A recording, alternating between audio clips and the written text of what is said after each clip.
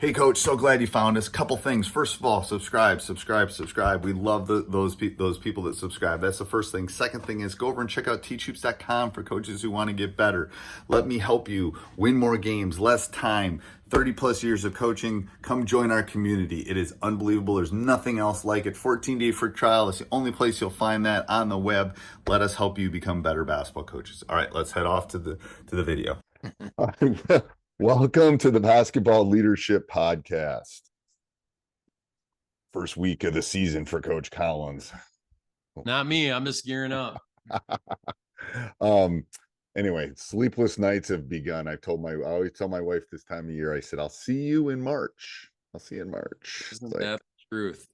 My first year coaching is an empty nester, so that's going to be it's both of us. I know we could do a whole podcast on that. It's like, I don't know. Yeah, we'll see how that goes. Time coach. I'm not going to have to go watch my daughter's basketball games on my off nights. Well, I'll tell you a story before we talk about EGBs and energy bus and leadership and all this. Is I like when my son was coming up and I was coaching him, I couldn't find no one in our youth organization would coach his age group. I had to coach not only the varsity team, but my son's seventh and eighth grade years. So wow. It was like, I mean, those years are still a blur. It's like, cause I had to work both schedules so I could do both. And it's like, I'm glad I did it, but like, wow. Yeah. I mean, I coached my daughter's youth team growing up and my son's for a while. I had some help though. So we were pretty lucky. Yeah. It was solo me. Like, oh, right. It's like, all right, we don't play on this weekend. We can go to a tournament. It's like, oh my goodness. I'll bet they played good defense in 7th and 8th grade. They did. And they were very good defensively by the time they were seniors. That's the thing when you coach, when you're a coach yourself and you coach at a young age, those kids know how to defend. They do. All right. So we're going to talk about EGBs, energy bus, and leadership. So let's jump in. Like a lot of people don't know what EGBs are. Why don't we talk? Yeah. And I didn't know what EGBs were. I mean, I knew energy, but EGB is a term that came up in the last year's NCAA tournament. I don't know if you heard it, but no.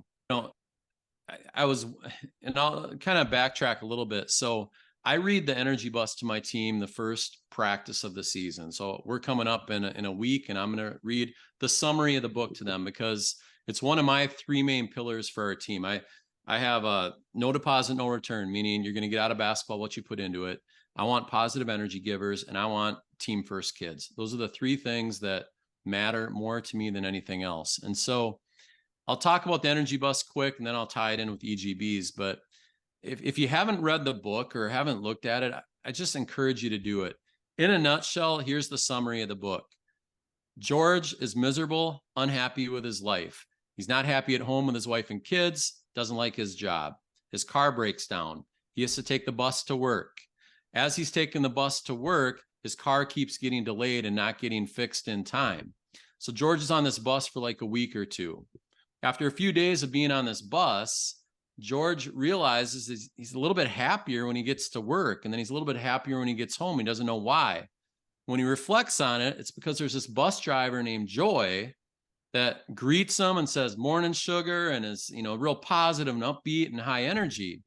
And it changes George's mindset and his whole attitude when he goes to work. So this goes on for like 2 weeks, and eventually George's car gets fixed, and George life starts changing in those 2 weeks. Like he's just happier person. And so he decides to not go and take his car to work anymore. And he keeps taking the bus. And over months of taking the bus, his life changes. He gets a promotion at his job. His relationship at home with his kids and wife is way better. And it's a life-changing event for him. And the moral of the story is one person and their energy that they bring to an environment can change everybody. And so I share this with my team because the one thing we do not put up with is negative energy. Because negative energy, and you know this, Coach, and we talked about the bad apple earlier, one player with negative energy can sabotage a team. And energy is contagious. And so what can we do to build positive energy with our team? It's a long season. I want energy givers. I want leaders that have positive energy. So we set the tone with this book each and every year. Now, how does this tie in with EGBs? NCAA tournament. I'm watching it last spring. they're interviewing one of these coaches at halftime. Coach goes, yeah, that they were down. And the coach goes, yep, I'm not happy. Our EGBs are down. We need to get that corrected by second half. I'm going to go in. We're talking about your EGBs. And then I watch another game later and another coach brings up the term EGBs. Well, then they started talking about it, and it's energy giving behaviors. And so what they're doing is they're tracking the Steve Nash study. They're tracking the touches, the high fives, the fist pumps, but they're also tracking charges drawn, loose balls. All of these things are positive energy basketball plays that impact the team.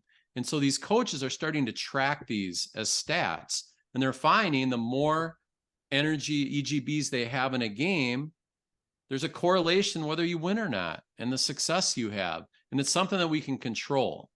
And so EGBs mean energy giving behaviors. As we start our winter season, it's something I think good coaches have to focus on. How do we get our kids to buy into EGBs, to buy into positive energy? How do we make that contagious? Because it has a huge impact on us winning or not. How do you track them? Do you track them in practice? Do you track them during a game? Do you physically track them, or you just watch? I can tell you what I'm doing this year. I mean, I heard this phrase. We've always talked about energy. We've talked about, I give them the Steve Nash study every year.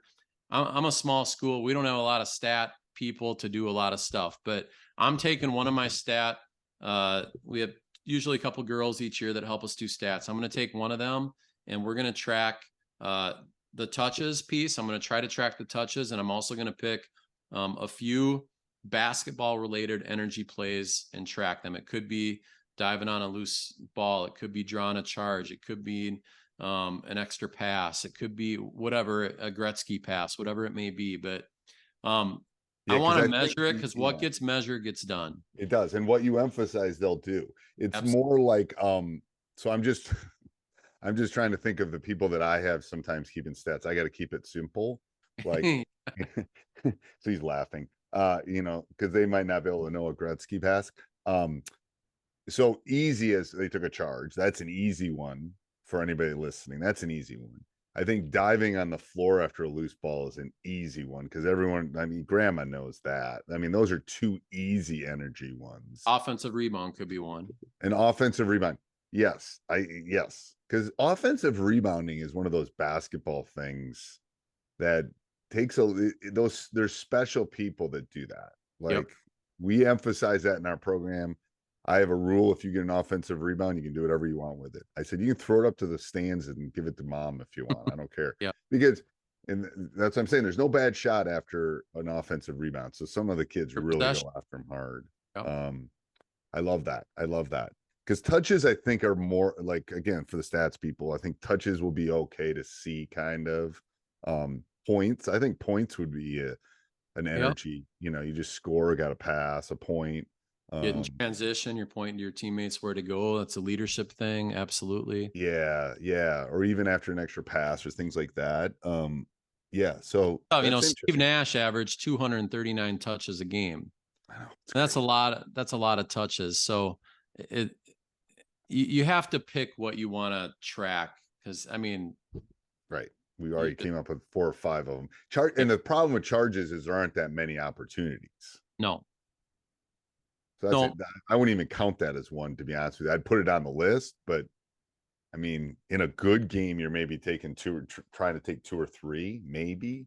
Depending. But it could be bench involvement in the game too. Your bench has a role, and maybe every time they stand up or whatever it may be that, is valuable to you is an energy thing. Maybe it has to do when kids go in the game and, you high five the guy coming out. Little things. I don't know, but we're going to talk about it. How do you do check-in? How do I do check-in? Yeah, like when a kid checks in, what do you do? Like, we have them take a towel, we have them talk to them, we have them give a high five, and because we want to know matchups, we want to know what we're in, we want to know all that, and we always do a towel, because then I always know there's 5 players on the floor. I'm being real, like. We don't. I don't do a towel. We don't have a problem with the having No, the but it's more like they're connecting that. So Yeah, I read something on this at some point. It's a connection. I am connecting with you. You're coming out. Here's your towel. Who do you Yep. got? Blah, blah, blah, blah, blah. I like that. Yeah, Yeah. that's where I read it. It's like, yeah, you're right. It's never, I don't think I've ever seen 6 players on Yeah. 35 years, but it's more like, I got you. Good luck, blah, blah, blah. Here's your towel, high five. Where are we in? And because to be honest with you, sometimes we're not always paying super duper great attention about what's going on.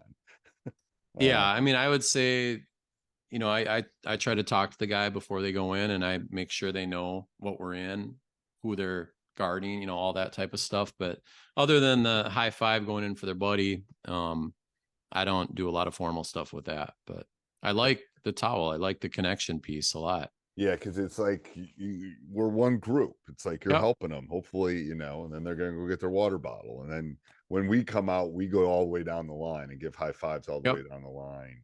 Yep. And these are the expectations you got to talk about with your team, right? Like this is part of culture, which we'll talk about down the road here, but you got to lay out those expectations for your team, and they have to know what you expect. Right. Oh yeah. And it's like, well, here's what you do. You go down the line and then you come back and sit next to Coach Olson, which is because I'm usually standing. It's like, here's where you go, because then usually there's some coaching going on, like, hey, remember this and blah, blah, blah. And like, we're just giving you a quick blow here. You look tired, whatever it is. You just want to have another reconnect too.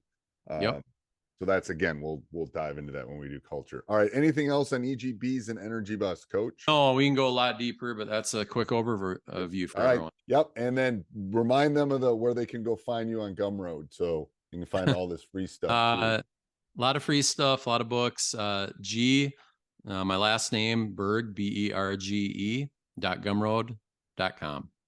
All right. Go check it out. Till next week. Hey, Coach, I hope you're enjoying the video. If you are, hit like down below. That helps us be found everywhere. Also, subscribe and then hit the little bell up above, and that will help you get notified every day when we put a new basketball coaching video up every day of the year. It'll help you a ton. And then go over and check out teachhoops.com for coaches who want to get better.